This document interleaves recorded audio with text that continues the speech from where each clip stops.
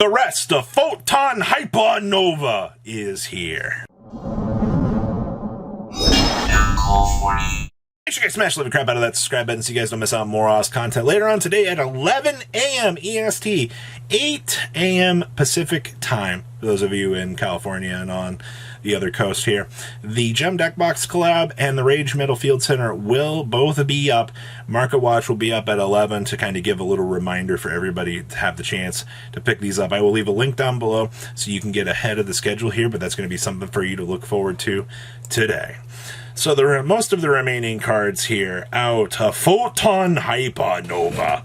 We got a new Manticore of Darkness here, which is actually really cool. It's also on a level 6, 2300.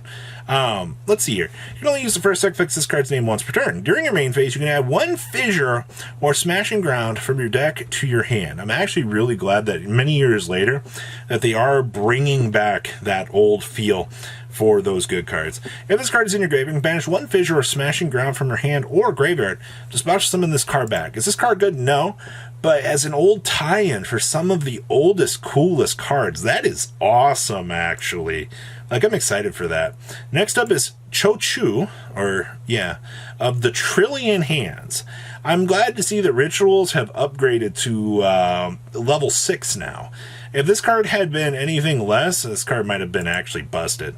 You can only use the effect of this card's name once per turn, 1400, 1000. If this card is summoned, you get a ritual and a ritual spell from your deck to your hand. If you can manage to get this on the field, you're in smooth sailing town because you just got yourself a +2.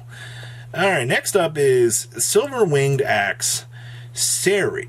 Okay, 500, 100. What can you do? Light Machine Effect Monster. You can only use the effect of this card's name once per turn. Quick effect. Target one face-up monster on the field. Equip this card from your hand or field to it as an equip card and give it 100 attack and defense. That's all you're worth? You spent this much money on this art just to have this give 100 attack points? Massively, massively disappointing. Oh, come on, Konami. Dimensional Isotope Varus? What in the world? That card looks so cool, but it's so bad. 0/0 level 1. Alright. Cannot be destroyed in battle with a monster with the same type and or attribute. Well, it is a psychic tuner. Oh, you can need to leave this out. You can declare one type and one attribute. This card's type and attribute become the declared type and attribute till the end of your opponent's turn.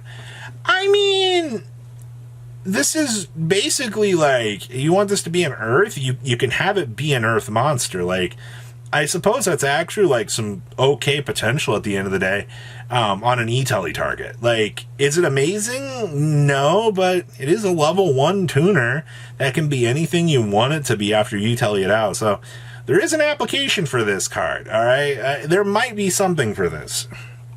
Oh, look, a Link too. What in the world do you do? Both arrows point up and down. You look like Barricade Board Blocker Discount Edition. 2 monsters, including a ritual monster? What is with... Why are 2 of these... Konami knows that rituals are just like such a bad archetype at this point that they've just like, you know, just give them some support. So you can only use the first deck fix this card's name once per turn. If this card is special summon, target one card on the field and one ritual monster in your graveyard. Return both to the deck. What? That's so bad. During your opponent's turn, quick effect, you tribute this card, target one ritual monster in your graveyard. Either add it to your hand or special summon. Okay, well that's an okay acceptable effect. The fact that you can special summon it is... I wish we could bypass conditions with this. Like, since you already have to properly ritual summon the monster, that's kind of rough in its own regard, but... Alright, I guess this isn't terrible. I also didn't realize it's a Cyberse monster. Okay, let's see here. We got weight measuring. Oh, look, it's all me. This is also number 78, so we should be getting into the good generic cards. If your opponent controls at least 2 or more monsters than you do, they must send monsters they control to the graveyard so that they control one. Okay, so this is another card that's going to act in a means to controlling the player or forcing the player down into some regard. Card interactions like this that force things out in the player is really, really good. Next up is the Red Vinegar Crossing. What? Is this supposed to be like some sous ship lore here? I feel like we're taking the vinegar out for the sous ships, maybe? So you can only control one Red Vinegar Crossing. If your opponent controls a card in this set cards column, so we're going to be lining up again, you can activate this card. Return all cards in this card's column to the hand. Okay, so this will bounce itself back, right? Unoccupied zones in this card's column cannot be used. So first of all, if opponent controls a card in the set cards column, you can activate this card. Return all cards in the same column in this card's column to the hand. So yeah, this should bounce itself back according to the wording. And yeah, your unoccupied zones in this card's column cannot be used. I guess that's an okay card. I guess as long as your opponent has something set, you're going to get a decent effect off of this.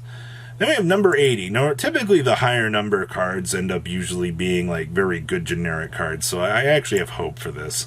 So this is Threatening or Summon Knight. Normal trap card. Target 3 monsters in your graveyard. Choose one of them. Then your opponent chooses one of these effects for you to apply. Special summon that monster, or special summon as many of the other targets as possible. Well, that's actually kind of interesting. You select the one, and then they're like, oh, you can special summon the other 2, or you get the one.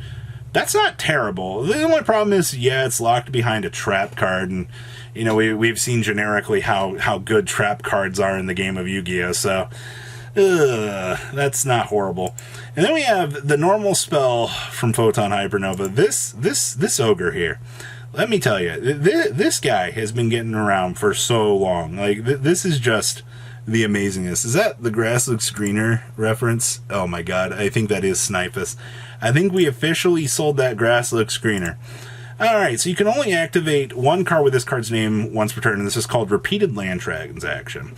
So target one face-up card in the field zone, banish it, and then place it face-up in the field zone of the opponent, of the player who controlled it. Alright, so we'll explain that here. And then you can choose one field spell with a different original name in the graveyard of the player who now controls the first card, and place it face-up in the field zone of the player who controlled the first card that was banished. So, TLDR for how this thing works. Player A controls a field spell. Player B takes it. Player A gets to activate another field spell from Player B's graveyard at activating player's discretion.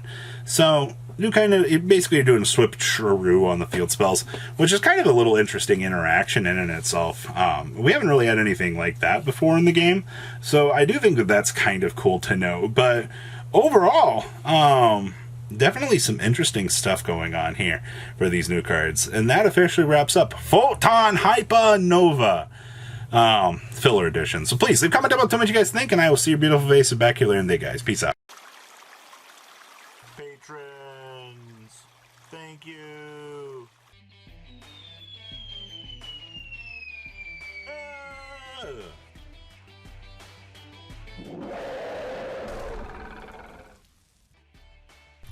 Thank you so much for watching. Check out these other videos.